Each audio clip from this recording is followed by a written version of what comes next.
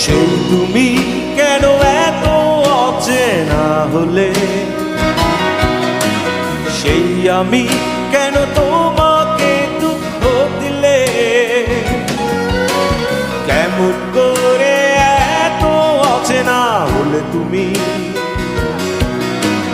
কিভাবে এত বদলে গেছি এই আমি। ও বুকেরই সব কষ্ট দুহাত সরিয়ে